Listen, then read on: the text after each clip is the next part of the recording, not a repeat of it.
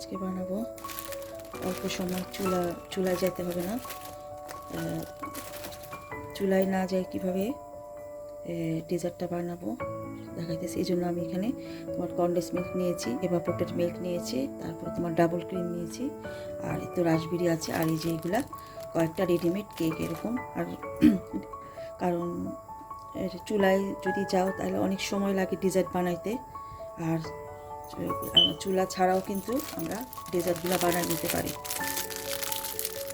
আসলে যখন অনেকগুলো কোনো প্রোগ্রামে অনেকগুলো আইটেম করা লাগে তাহলে সেই সময় কিন্তু তুমি কিন্তু মানে চুলায় যে এতগুলো আইটেম মানে সম্ভব না। হ্যাঁ, তো আমি সবসময় চেষ্টা করি যে একেবারে চুলায় না যাই ডেজার্টগুলো। আর এখন তো চুলায় আসলে যাওয়া লাগে না, ডেজার্ট অনেক রকমভাবে বানানো যায়। আর এটা আমি নিজেই মানে করতে চেষ্টা করি কোনটা কীভাবে কোনটা করি, নিজে থেকে আইডিয়া তৈরি করি কোনটা থেকে কোনটা ভালো লাগবে, কোনটা করলে কীরকম হবে সেরকমই আর কি। এটা আসলে ব্রেড দিয়েও করা যায়, আর ব্রেড দিয়ে করা যায়, তবে কেক দিয়ে করলে হয় কি তোমার মানে টেস্ট হয় অন্যরকম। আমার কাছে ভালোই লাগে, তো আমি মাঝে মাঝে বানাই, কিন্তু এরকম কখনো দেখানো হয় না।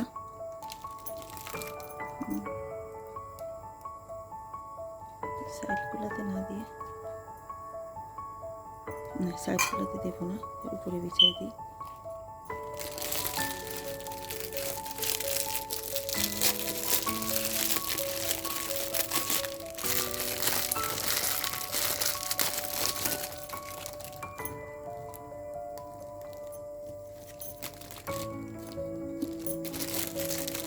এটা একটু খেতে মিষ্টি হয় এই ডেজার্ট যদি মিষ্টি না হয় তাহলে কিন্তু ভালো লাগে না ডেজার্টটাতে।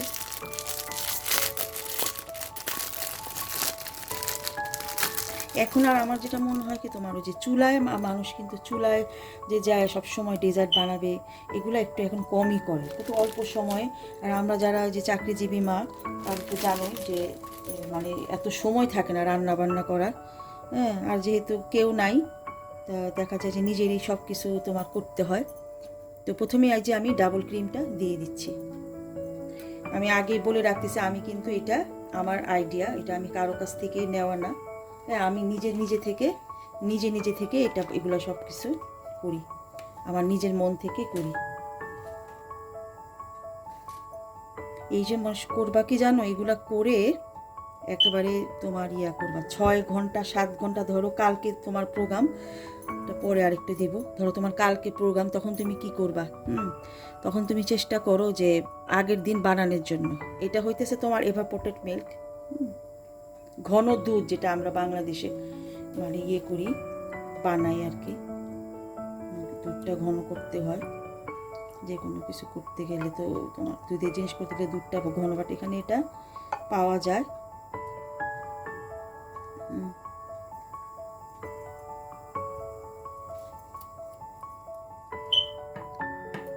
এগুলো হয় কি তোমার এই যে একটু কনডেন্স মিল্ক দিয়ে দিই, এই যে হাফ দিব, মিষ্টি হয়ে যাবে বেশি কনডেন্স মিল্ক। এখানে এটা কনডেন্স মিল্কটা অনেক মিষ্টি। এগুলা কি জানো, এগুলা যে রেখে দিলে এমনি অ্যাবজর্ব করে ফেলবে, তারপরে দেখবা খাইতে কত মজা লাগে। আর আমরা গৃহিণীরা কিন্তু এত যে সবসময় ইউটিউব চ্যানেল ঘাইটা যে তোমার বানাইতে হবে এরকম কিন্তু কোনো কথাই নেই। নিজেদেরও কিন্তু একটা কমন সেন্স থাকে মানুষের, নিজেরাও কিন্তু মহিলারা নিজেরাই কিন্তু এগুলো মানে বানাইতে পারি। আর আমি বেশিরভাগ সব জিনিসই কিন্তু নিজে থেকে দেখি, কিন্তু দেখা যায় যে না, আমি আমার মনের মতন করে সব কিছু বানাই। বেশি দিব না, এটা মিষ্টি হয়ে যাবে বেশি দিলে। তারপরে নিজে রাসবেরি আছে, এটা দিয়ে দিতেছে, এটা জাস্ট সাজানোর জন্য। আর ওই যে যাদের বাসায় বাচ্চারা থাকে, তা আমার তো মনে হয় যেন বাচ্চারা কিভাবে মজা পাবে, মানে ওদের কিভাবে ভালো লাগবে সেভাবেই কিন্তু আমরা করতে চেষ্টা করি, সেভাবেই কিন্তু আসলে আমরা মারা করি। বাচ্চারা যদি মানে না খাইতে পারে তাহলে আর মানে করে আমাদের জন্য তো আর করি না, বাচ্চাদের জন্য ওদের কিভাবে ভালো লাগবে, ওরা কিভাবে মজা পাবে সেভাবেই। আসলে সব মারা তো এরকমই, আসলে সব মারা তাই করে, বাচ্চাদের মানে যেটা খাইতে পছন্দ করে সেটা করে, কিভাবে আরও মানে অ্যাট্রাকটিভ করা যায়, কিভাবে ডেজার্টটা সুন্দর করা যায়, সব ধরনের খাবার দাবার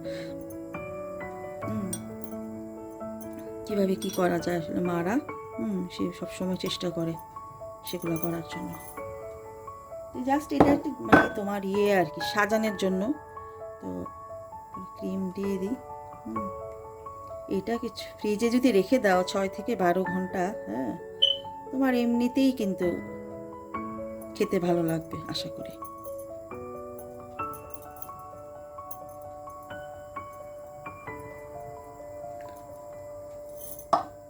আর একটু সিরাপ দিয়ে দিই,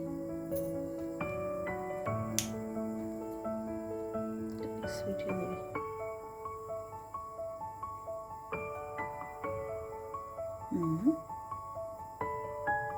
খেতে ভালো লাগবে, দেখতেও সুন্দর লাগবে। নিজের মন থেকে কিন্তু আসলে আমরা অনেক কিছুই করতে পারি আসলে। মানে যারা কাজের মানুষ, যারা কাজের মধ্যে থাকতে পছন্দ করে, নিজের প্রতিভাটা কাজে লাগাতে চায়, তারা কিন্তু অনেক কিছু করতে পারে জীবনে। তো আমি বলবো যে সবাই তোমরা সময় নষ্ট করো না, নষ্ট না করে। আমরা মহিলারা কিন্তু খুব সময় নষ্ট করি, ইভেন আমিও।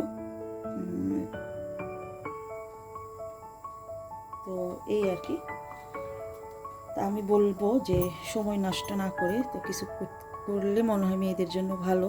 তো বন্ধুরা, এই যে দেখো, কিন্তু খুব অল্প খরচেই কিন্তু এটা হয়ে গেছে ডেজার্টটা। এটা কি করবা, মানে ঢেকে রেখে 6 ঘন্টা পর খেলে কিন্তু এটা এমনি খুব মজা লাগবে।